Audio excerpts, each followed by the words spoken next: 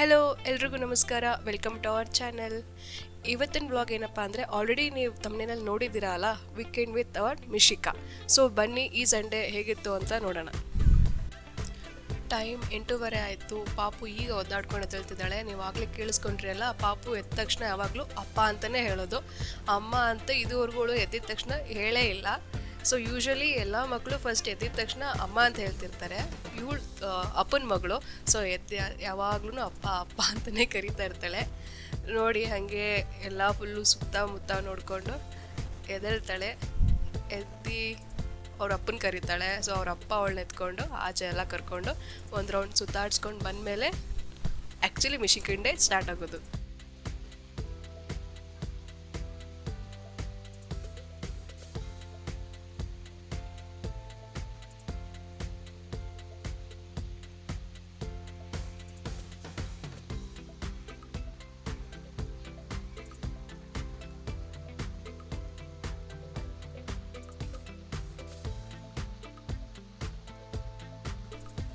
ನೋಡಿದ್ರಲ್ಲ, ಪಾಪು ಅವಳ ಅಪ್ಪನ ಜೊತೆ ಸ್ವಲ್ಪ ಆಚೆ ಎಲ್ಲ ಓಡಾಡ್ತಾಳೆ. ಮೀನ್ಸ್ ಅವಳು ಮನೆ ಹತ್ರನೇ ಓಡಾಡಿಸ್ತಾರೆ, ಮನೆ ಹತ್ರ ಬಾಗಿಲು ಮುಂದೆ ಓಡಾಡೋದ್ರಿಂದ ಅವಳಿಗೂ ಸ್ವಲ್ಪ ಫ್ರೆಶ್ ಫೀಲ್ ಆಗುತ್ತೆ. ಆಗ್ತಾನೆ ಎದಿರ್ತಾಳಲ್ಲ. ಸೊ ಒಂದು 3-5 ಮಿನಿಟ್ಸ್ ಆಚೆ ಇದ್ದಾಗ ಅವಳು ಫುಲ್ ನಿದ್ರೆಯಿಂದ ಆಚೆ ಬರ್ತಾಳೆ.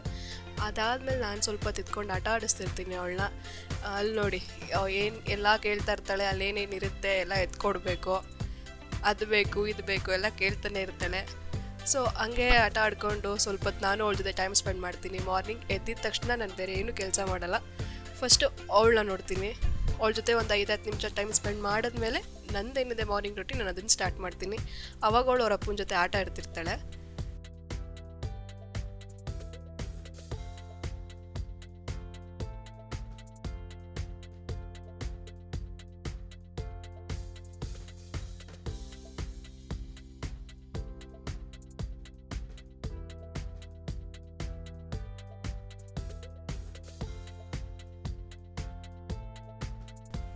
ಪಾಪು ಸ್ವಲ್ಪ ಹೊತ್ತು ಆಟ ಆಡ್ಕೊಂಡು ವಾರ್ಮ್ ಅಪ್ ಆಗ್ತಿದ್ದಂಗೆ ನಾನು ಅವಳಿಗೆ ಸ್ವಲ್ಪ ಫೀಡ್ ಮಾಡ್ತೀನಿ.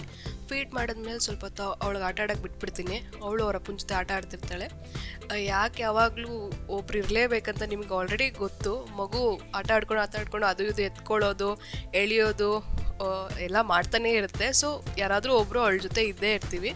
ನಾನು ಕೆಲಸ ಮಾಡ್ಕೊತಿರ್ಬೇಕಾದ್ರೆ ಅವರಪ್ಪ ಅವಳನ್ನ ನೋಡ್ಕೊತಿರ್ತಾರೆ. ಆ್ಯಂಡ್ ಅವರಪ್ಪ ಏನಾದರೂ ಕೆಲಸ ಆಯ್ತಂದರೆ ನಾನು ಬಂದು ಅವಳನ್ನ ನೋಡ್ಕೊತಾ ಇರ್ತೀನಿ.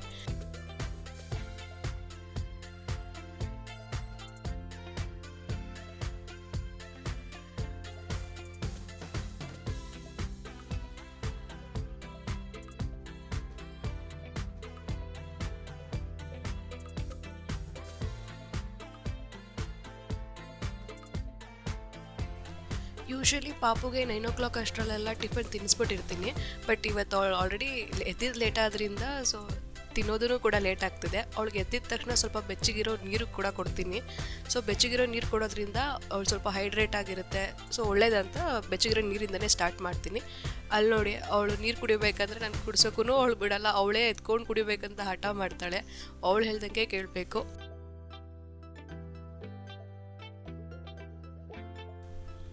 ಯೂಶ್ವಲಿ ಪಾಪುಗೆ ನಾವು ರೆಗ್ಯುಲರಾಗಿ ವೆಯ್ಟ್ ಚೆಕ್ ಮಾಡ್ತಿರ್ತೀವಿ. ರೆಗ್ಯುಲರ್ ಅಂತಂದರೆ ಮಂತ್ಲಿ 1 ಸಲ ಅಥವಾ 2 ಸಲ ಅಂತೂ ಚೆಕ್ ಮಾಡ್ತಿರ್ತೀನಿ. ಸೊ ಅದರಿಂದ ಅಟ್ಲೀಸ್ಟ್ ನನಗೊಂದು ಐಡಿಯಾ ಇರುತ್ತೆ, ಅವಳು ಚೆನ್ನಾಗಿ ವೆಯ್ಟ್ ಗೇನ್ ಆಗ್ತಾಯಿದ್ರೆ ಅವಳು ತುಂಬ ಹೆಲ್ದಿಯಾಗಿದ್ದಾಳೆ ಅನ್ನೋ ಥರ.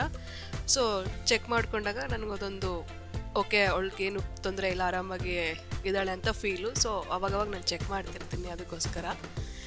ಅದಾದಮೇಲೆ ನಾನು ಇವಾಗ ಏನು ಮಾಡ್ತೀನಿ ಅಂತಂದರೆ, ಅವಳು ಪಾಪುಗೆ ಟಿಫನ್ ಪ್ರಿಪೇರ್ ಮಾಡಬೇಕು. ಸೊ ಆ ಟೈಮಲ್ಲಿ ಅವರಪ್ಪ ಆಟ ಆಡ್ತಾ ಇರ್ತಾರೆ.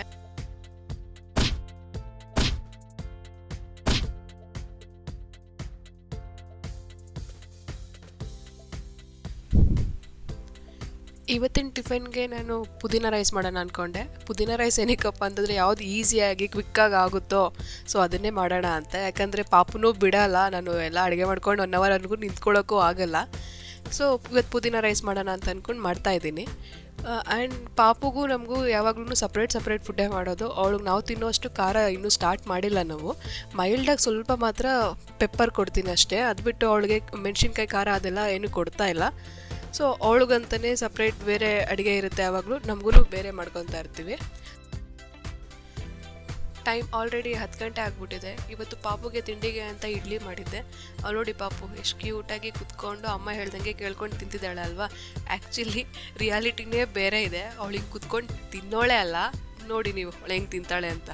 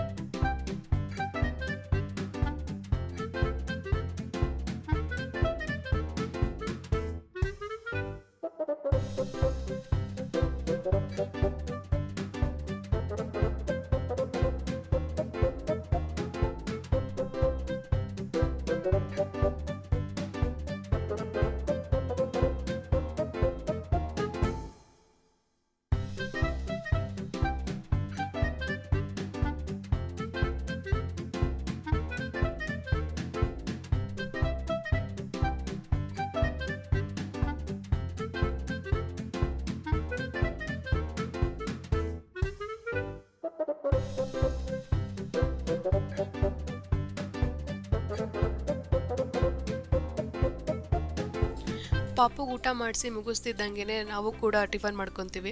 ಆಲ್ರೆಡಿ ಇವತ್ತು ಲೇಟಾಗಿರೋದ್ರಿಂದ ನಾವು ಬೇಗ ಬೇಗ ಟಿಫನ್ ಮಾಡಿಕೊಂಡು ಪಾಪುಗೆ ಫ್ರೆಶ್ ಅಪ್ ಮಾಡಿಸ್ಬೇಕು.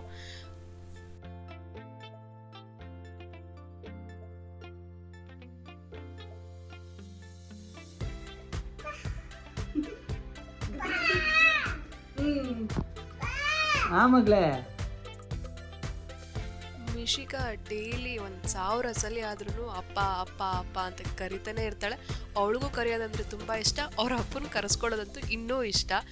ಈ ಅಪ್ಪ ಅಮ್ಮ ಮಗಳದು ಯಾವಾಗಲೂ ಇದು ನಡೀತಾನೇ ಇರುತ್ತೆ. ನನಗೆ ಮಾತ್ರ ಹೊಟ್ಟೆ ಉರಿಸ್ತಾ ಇರ್ತಾರೆ. ಅವಳ ಅಮ್ಮ ಅಂತ ಕರೆಯೋದೇ ಇಲ್ಲ ಅಂತಾಳೆ. ಯಾವಾಗಲೂ ಅಪ್ಪ ಅಪ್ಪ ಅಪ್ಪ. ಸೊ ಪಾಪುದು ಸ್ನಾನ ಎಲ್ಲ ಆದಮೇಲೆ ಅವಳಿಗೆ ಸ್ವಲ್ಪ ಅವಳದೇನಿದೆ ಲೋಷನ್ಸು ಕ್ರೀಮ್ಸು ಅದನ್ನೆಲ್ಲ ಹಚ್ಚಿ ಅವಳನ್ನ ರೆಡಿ ಮಾಡ್ತೀನಿ.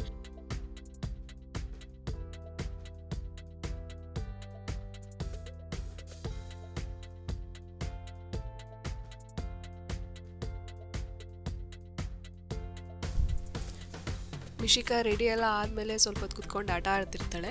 ಆ್ಯಕ್ಚುಲಿ ಪಾಪುಗೆ ಊಟ ಮಾಡಿಸಿದ ತಕ್ಷಣ ನಿದ್ರೆ ಮಾಡಿಸ್ಬಾರ್ದು. ಸೊ ಸ್ವಲ್ಪ ಹೊತ್ತು ಗ್ಯಾಪ್ ಕೊಟ್ಬಿಟ್ಟು ಅವಳು ಆಟ ಆಡಿಸಿ ಆಮೇಲೆ ನಿದ್ರೆ ಮಾಡಿಸ್ತೀನಿ. ಯಾಕಂದರೆ ತಿಂದಿದ್ದು ಡೈಜೆಸ್ಟ್ ಆಗಬೇಕು. ಪಾಪು ಡೆವಲಪ್ಮೆಂಟ್ಗೂ ಕೂಡ ನಿದ್ರೆ ತುಂಬ ತುಂಬ ಅಗತ್ಯ ಅಲ್ವಾ. ಸೊ ಅವಳಿಗೆ ಚೆನ್ನಾಗಿ ನಿದ್ರೆ ಮಾಡಿಸ್ತೀನಿ.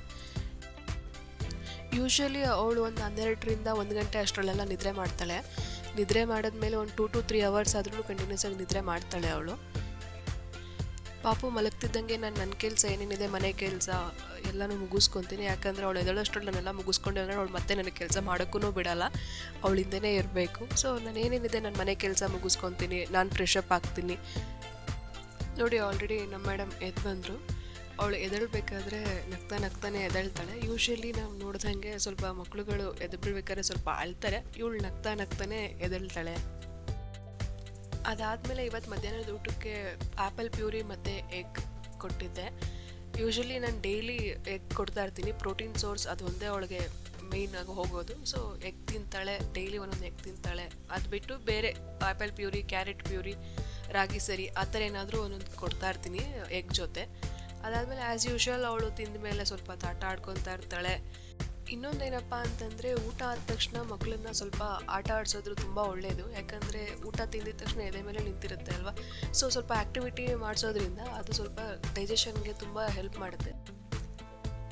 ಅದು ಅಲ್ಲದೆ ಮಿಶಿಕಾಗೆ ಅವರಪ್ಪ ಸ್ವಲ್ಪ ಬೇಸಿಕ್ ಫಂಕ್ಷನಲ್ ಎಕ್ಸಸೈಸ್ ಅಂತ ಇರುತ್ತಲ್ವ. ಸೊ ಅವ್ರ ಏಜಿಗೆ ಯಾವ ಥರ ಬೇಕು ಆ ಥರ. ಹೆಂಗೆ ಅಂತಂದರೆ ಈಗ ಮೆಟ್ಲು ಹತ್ಸೋದಾಗಿರ್ಬೋದು, ಇಳಿಸೋದು, ಅವಳ ಕೈ ಹಿಡ್ಕೊಂಡು ನಡ್ಸೋದು, ಅಥವಾ ಕ್ಲೈಮ್ ಮಾಡೋದು. ಇಲ್ಲಿ ನೋಡಿ ಸೋಫಾ ಹತ್ರ ಹತ್ಸೋದು ಅವಳನ್ನ, ಆ ಥರದ್ದೆಲ್ಲ ಮಾಡಿಸೋದ್ರಿಂದ ಮಕ್ಕಳು ಮೈಲ್ ಸ್ಟೋನು ಕಂಪ್ಲೀಟ್ ಆಗುತ್ತೆ. ಅದ್ರ ಜೊತೆ ಮಕ್ಕಳು ಆ್ಯಕ್ಟಿವ್ ಆಗಿರ್ತಾರೆ. ಸೊ ಇದು ಎರಡರೂ ಒಂದಾಗುತ್ತೆ ಮಕ್ಳಿಗೆ. ಅದು ಹೆಂಗೆ ಅಂತಂದರೆ ಅವಳಿಗೆ ಅದು ಖುಷಿ ಆಗ್ತಾ ಇರುತ್ತೆ ಮಾಡೋದ್ರಿಂದ. ಈ ಕಡೆ 2 ಕೆಲಸನೂ ಒಟ್ಟಿಗೆ ಆಗುತ್ತೆ ಅಲ್ವಾ. ಮಧ್ಯಾಹ್ನ ಊಟಕ್ಕೆ ಅಂತ ನಾನು ಅನ್ನ ಮತ್ತು ರಸಮ್ ಮಾಡಿದ್ದೆ. ಸಾರಿ, ಕ್ಲಿಪ್ಪಿಂಗ್ಸ್ನ ನಾನು ಶೂಟ್ ಮಾಡ್ಕೊಳಕ್ಕಾಗಿಲ್ಲ. ನಾವು ಅಡುಗೆ ಎಲ್ಲ ಮಾಡಿ ಊಟ ಮಾಡೋಷ್ಟೊತ್ತಿಗೆ ಈವ್ನಿಂಗ್ ಆಗಿಬಿಟ್ಟಿತ್ತು. ಈವ್ನಿಂಗ್ ಹಾಗೆ ಸ್ವಲ್ಪ ಆಚೆ ಪಾಪುನು ಕರ್ಕೊಂಡೋಗಿ ಏನಾದರೂ ಸ್ನ್ಯಾಕ್ಸ್ ತಿನ್ಕೊಂಬರೋಣ ಅಂತ ಆಚೆ ಬಂದಿದ್ದೀವಿ ಇವಾಗ. ಹೊರಗಡೆ ಸ್ವಲ್ಪ ಮಳೆ ಬರೋ ಥರ ಇತ್ತು, ಅದಕ್ಕೆ ನಾವು ಮನೆ ಹತ್ರನೇ ಇರೋ ಪಾರ್ಕಿಗೆ ಅಂತ ಬಂದ್ವಿ. ಪಾಪುಗೆ ಪಾರ್ಕಿಗೆ ಬಂದರೆ ಅವಳಿಗೂ ಸ್ವಲ್ಪ ಖುಷಿ ಆಗುತ್ತೆ, ಯಾಕೆಂದರೆ ಅಲ್ಲಿ ಎಲ್ಲ ಸಣ್ಣ ಸಣ್ಣ ಮಕ್ಕಳನ್ನು ಬಂದಿರ್ತಾರೆ. ಅದು ಅಲ್ಲದೆ ಗಿಡ ಮರ ಎಲ್ಲ ನೋಡ್ಕೊಂಡು ಅವಳು ಎಂಜಾಯ್ ಮಾಡ್ತಾಳೆ.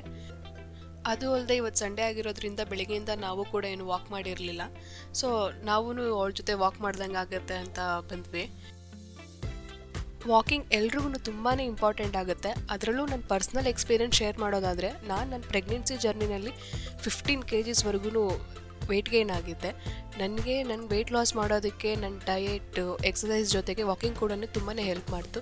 ನನ್ನ ವೆಯ್ಟ್ ಲಾಸ್ ಜರ್ನಿ ಬಗ್ಗೆ ನಾನು ನಿಮಗೆ ಇನ್ನೊಂದು ವೀಡಿಯೋದಲ್ಲಿ ತಿಳಿಸ್ಕೊಡ್ತೀನಿ. ಈಗ ಮಾತಾಡ್ತಾ ಹೋದರೆ ವೀಡಿಯೋ ಲೆಂತಿಯಾಗಿ ಹೋಗ್ತಾ ಇರುತ್ತೆ.